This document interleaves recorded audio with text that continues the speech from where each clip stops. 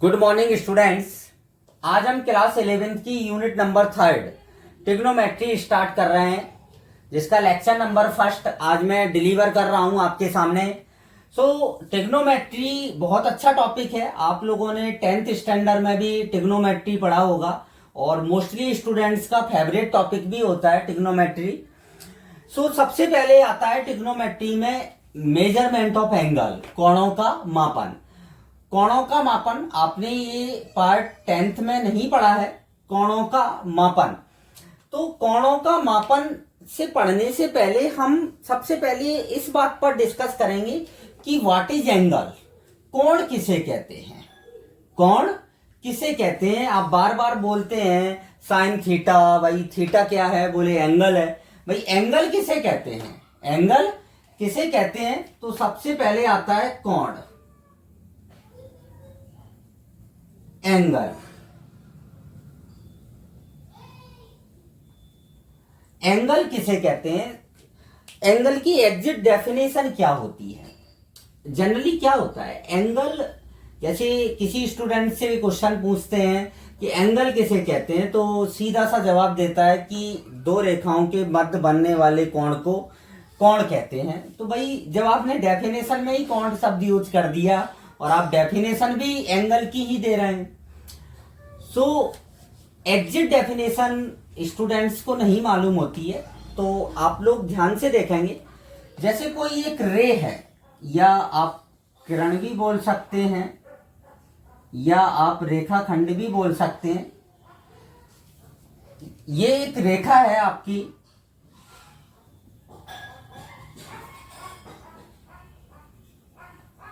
इसके एक सिरे के परता मैंने घूर्णन कराया। एक सिरे के परता इसको मैंने क्या कराया? घूर्णन कराया। तो इसकी जो घूर्णन होता है, मतलब प्रारंभिक स्थिति और अंतिम स्थिति के मध्य जो घूर्णन होता है, उस घूर्णन को हम क्या कहते हैं? कोण कहते हैं। ये प्रारंभिक स्थिति होती है, एक इसको बोलते हैं प्रारंभिक स्थिति। प्रारंभिक स्थिति बोलते हैं इसको, इंग्लिश में इसको बोलते हैं इनिशियल पोजीशन। इनिशियल पोजीशन बोला जाता है। और ये होती है अंतिम स्थिति। अंतिम स्थिति इसको आप बोलते हैं टर्मिनल पोजीशन। टर्मिनल पोजीशन, ये प्रारंभिक स्थिति और ये अंतिम स्थिति। तो प्रारंभिक स्थिति और अंतिम स्थिति के मध्य के परिक्रमण को या घूर्णन को हम क्या कहते हैं? कोण कहते हैं। ये शो अप करता है कोण। ये क्या होगा? आपका कोण होगा, जिसको हम थीटा से भी डिनोट्स करते हैं, कभी एक्स से, जैसे भी क्वेश्चन में गिवन होता है उसके अकॉर्डिंग लेते हैं। तो कोण किसे कहते हैं? कोण की डेफिनेशन आप क्या बोलेंगे कि किसी किरण या रेखा को उसके एक सिरे के परतः घूर्णन कराया जाता है, तो उसकी प्रारंभिक स्थिति एवं अंतिम स्थिति के मध्य के घूर्णन को हम कोण कहते हैं। को हम क्या कहते हैं? कोण कहते हैं। अब कोण भी दो तरह से डिफाइन होता है। एक तो होता है पॉजिटिव एंगल और एक होता है नेगेटिव एंगल। तो भाई पॉजिटिव एंगल कब होता है और नेगेटिव एंगल कब होता है? तो जब घूर्णन एंटी क्लॉकवाइज होता है। एंटी क्लॉकवाइज, इसी को हम बोलते हैं वामावर्त। वामावर्त मतलब जब घूर्णन वामावर्त होता है तो एंगल पॉजिटिव होता है। ध्यान से सुनेंगे। जब घूर्णन आपने कैसे रोटेट कराया? इस ढंग से रोटेट कर रहे हैं एंटी क्लॉकवाइज, मतलब घड़ी की सुई के विपरीत दिशा में। जब हम घूर्णन कराते हैं तो एंगल कैसा होता है? पॉजिटिव। मतलब इस कंडीशन में जो आपका एंगल होगा वो पॉजिटिव होगा। कैसा होगा? पॉजिटिव होगा। और अगर हम ये घूर्णन इस डायरेक्शन में करा दें तो ये रोटेशन कैसा हुआ, क्लॉकवाइज। कैसा है, क्लॉकवाइज। इसको क्लॉकवाइज बोलते हैं और ऐसे हम इसको दक्षिणावर्त बोलते हैं। क्या बोलते हैं, दक्षिणावर्त। तो एंगल नेगेटिव होता है। एंगल कैसा होता है आपका, नेगेटिव होता है। तो ये आपका -θ शो अप करेगा। क्या शो करेगा, -θ। ये भी कौन सी स्थिति होगी, अंतिम स्थिति है ये, अंतिम स्थिति। सभी स्टूडेंट कैसे इसको लिखेंगे आप कि किसी रेखा या किसी किरण को उसके एक सिरे के परता घूर्णन कराया जाता है तो घूर्णन के पश्चात स्थिति एवं उसकी प्रारंभिक स्थिति के मध्य के घूर्णन को हम क्या कहते हैं, कोण कहते हैं। यदि घूर्णन वामावर्त दिशा में हो, एंटी क्लॉकवाइज हो, तो एंगल पॉजिटिव होता है, और यदि घूर्णन क्लॉकवाइज हो, दक्षिणावर्त डायरेक्शन में हो, तो एंगल नेगेटिव होता है। ये होती है बेसिक डेफिनेशन ऑफ एंगल।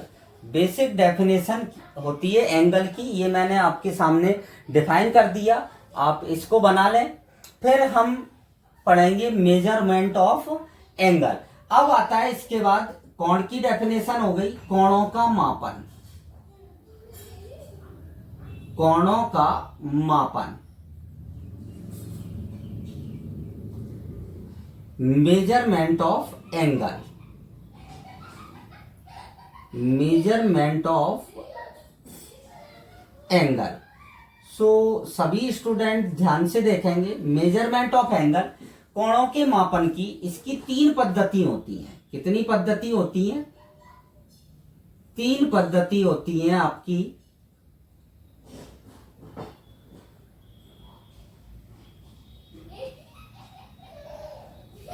कोण के मापन की 3 विधियां होती हैं। सबसे पहला आता है डिग्री में मापन, जो आपने अभी तक सुना है, डिग्री में मापन।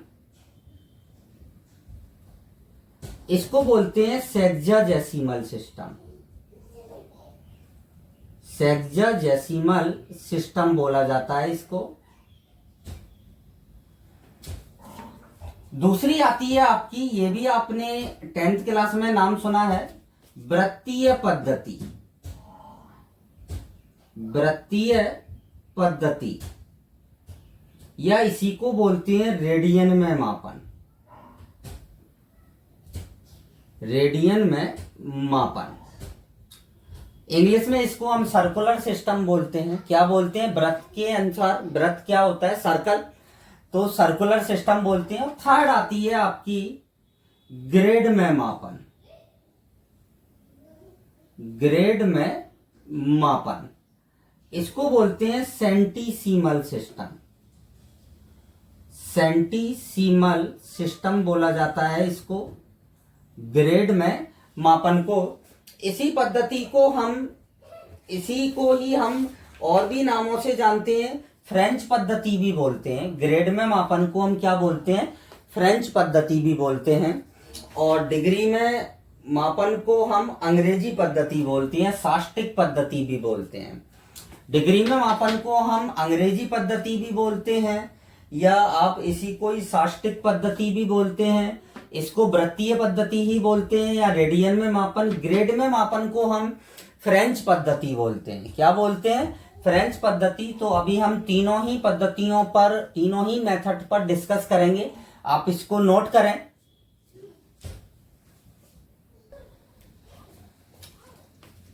सबसे पहली पद्धति आती है डिग्री में मापन। डिग्री में मापन कैसे करते हैं, सभी स्टूडेंट ध्यान से सुनेंगे, मैं बता रहा हूं आपको, और नोट भी करेंगे सभी स्टूडेंट। कि आपने सभी ने समकोण सुना होगा। समकोण कितने डिग्री का होता है, 90 डिग्री का। समकोण, एक राइट एंगल कितनी डिग्री का होता है, 90 डिग्री का होता है। तो हम एक एंगल को आइडियल एंगल मानते हैं, जैसे 90 डिग्री को हम आइडियल एंगल मानते हैं। तो यदि समकोण को 90 डिग्री को 90 इक्वल पार्ट्स में, यदि समकोण को 90 बराबर भागों में विभाजित किया जाए, तो प्रत्येक भाग को 1 डिग्री कहते हैं। यदि समकोण को 90 बराबर भागों में विभाजित किया जाए तो प्रत्येक भाग को क्या कहते हैं? 1 डिग्री कहते हैं। और यदि 1 डिग्री को 60 बराबर भागों में विभाजित किया जाए, ध्यान से सुनेंगे सभी स्टूडेंट, यदि 1 डिग्री को 60 बराबर भागों में विभाजित किया जाए तो प्रत्येक भाग को 1 मिनट कहते हैं। प्रत्येक भाग को क्या कहते हैं? 1 मिनट कहते हैं। और यदि 1 मिनट को 60 बराबर भागों में विभाजित किया जाए तो प्रत्येक भाग को 1 सेकंड कहते हैं। 3 पार्टों में है। समकोण को 90 बराबर भागों में विभाजित करेंगे तो प्रत्येक भाग को 1 डिग्री कहते हैं। 1 डिग्री को 60 बराबर भागों में विभाजित करेंगे तो प्रत्येक भाग को 1 मिनट कहते हैं। और 1 मिनट को 60 बराबर भागों में विभाजित करते हैं तो प्रत्येक भाग को 1 सेकंड कहते हैं। मतलब डिग्री में जो मापन होगा वो सेकंड तक होता है। कहां तक होता है? सेकंड तक। सेकंड से छोटी इकाई में मापन नहीं किया जाता है। तो सभी स्टूडेंट ध्यान से देखेंगे कि एक समकोण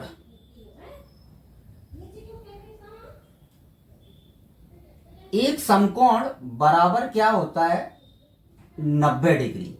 एक समकोण बराबर क्या होता है? 90 डिग्री। और 1 डिग्री बराबर होता है 60 मिनट, या इसी को हम ऐसे भी शो अप करते हैं डैश के द्वारा। मिनट को 60 की पावर डैश के द्वारा, कॉमा। और 1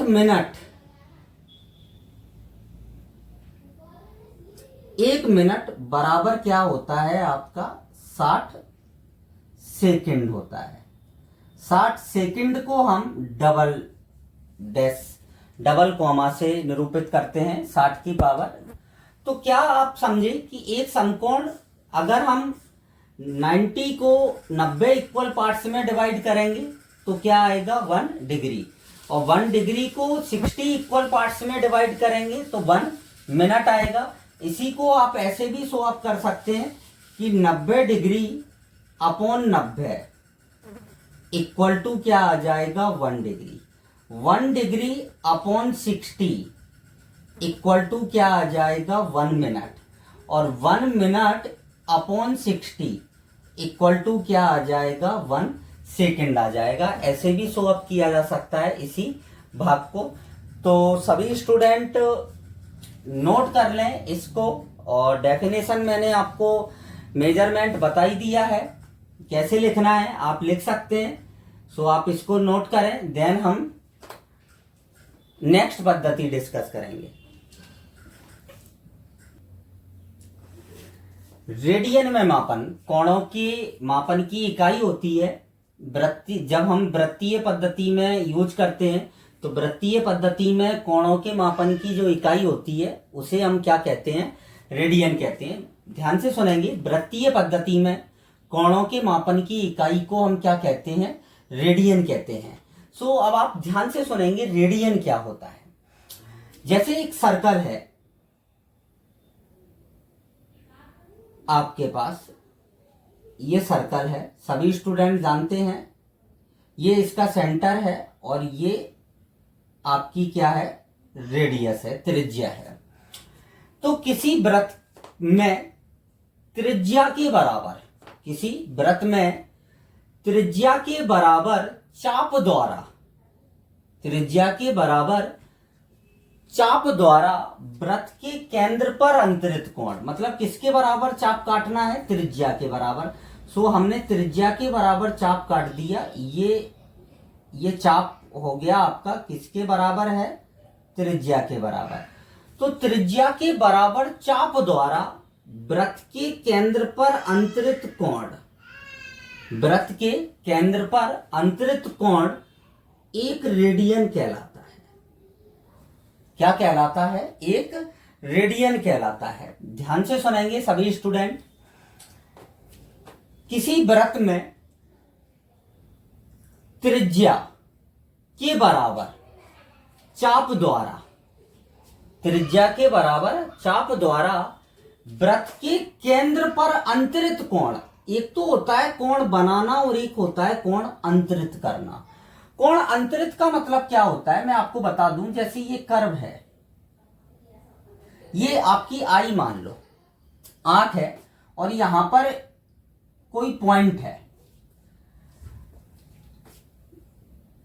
ये दो सिरे हैं। आई नहीं मान सकते हो, आई हमें एक और बनाना पड़ेगी। जैसे ये कर्व है, तो कर्व के दोनों सिरों को मिलाने वाली ये अंतरित होता है। ये कोण जो होता है इसको हम अंतरित बोलते हैं। अंतरित इंग्लिश में इसी को बोला जाता है सबस्टेंड। सबस्टेंड, या ऐसे भी मान सकते हो। यहां सपोज करो एक आई आपकी ये है और एक आई ये है। आप इस बिंदु को दोनों आई से देख रहे हो, तो आपकी दोनों आई से जो रेस निकल रही हैं वो इस बिंदु पर आकर प्रतिच्छेद करेंगी, तो इसको हम बोलेंगे अंतरित। बनाना दूसरा होता है कि एक रेखा ये है और एक रेखा ये है, तो ये जो एंगल है ये इसको बोलते हैं मेड एंगल, मतलब बनाता है कोण। ये रेखाएं आपस में कितना कोण बनाती हैं? थीटा कोण बनाती हैं। और यहां शब्द क्या यूज होगा? अंतरित करती है। अंतरित मतलब दोनों सिरों से, दोनों सिरों से। तो सब किसी मतलब स्टूडेंट्स को ये मालूम नहीं रहता है कि सबस्टेंड क्या होता है और बनाना क्या होता है। सो आप इजीली देख सकते हैं इसमें अंतरित दोनों रेस से, दोनों सिरों से, और बनाना ये होता है कि एक ही बिंदु के परता क्या हो गया? घूर्णन हुआ है, तो इसको क्या कहते हैं? हम बनाना बोलते हैं। तो आप यहां पर देखें, एक रेडियन क्या होता है? किसी वृत्त में त्रिज्या के बराबर चाप द्वारा वृत्त के केंद्र पर अंतरित कोण को हम क्या कहते हैं? एक रेडियन कहते हैं। ये घूर्णन जो है वो आपका एंटी क्लॉकवाइज है। अगर सपोज करो चाप यहां काटा जाए, तो यहां पर आपका ये एंगल, इस एंगल को हम माइनस का 1 रेडियन बोलेंगे। इस एंगल को हम क्या बोलेंगे? माइनस का 1 रेडियन। और ये क्या होगा आपका? प्लस का 1 रेडियन। तो रेडियन आपको समझ में आ गया होगा। लिखेंगे कैसे कि वृत्तीय पद्धति में कोणों के मापन की इकाई को हम रेडियन कहते हैं, और किसी वृत्त में त्रिज्या के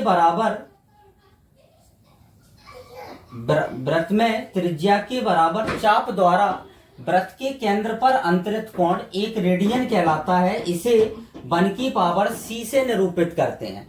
किससे निरूपित करते हैं? 1 की पावर c से निरूपित करते हैं। यहां अगर घूर्णन एंटी क्लॉकवाइज हो जाता है तो एंगल कैसा हो जाता है? आपका नेगेटिव हो जाता है। अब यहीं पर एक फार्मूला और आता है कि फार्मूला क्या है कि यदि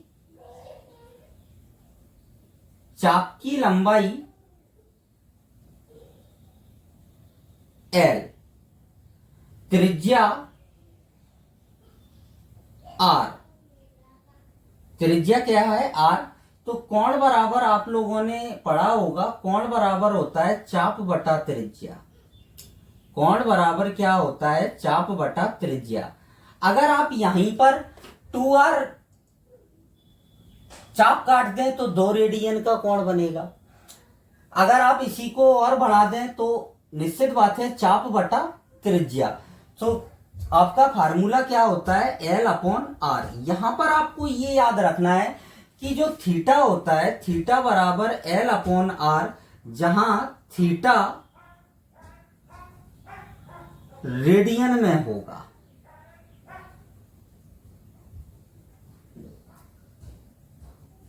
थीटा सदैव किस में होगा? रेडियन में होगा। ये दोनों ही पद्धतियां आपके 11th क्लास में है, एनसीईआरटी में दी गई हैं।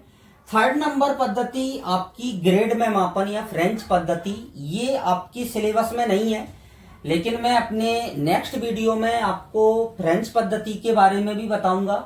इनमें आपस में जो रिलेशन होता है उसके बारे में भी बताया जाएगा। सो आज हमने कोण की डेफिनेशन, डिग्री में मापन और रेडियन में मापन सीख लिया है। सबस्टेंड और मेड एंड सबस्टेंड और मेड में डिफरेंस भी मालूम कर लिया है कि एक सबस्टेंड एंगल होता है और एक मेडन एंगल होता है, तो उन दोनों में डिफरेंस क्या होता है। सो आज के लिए इतना ही। Thank you.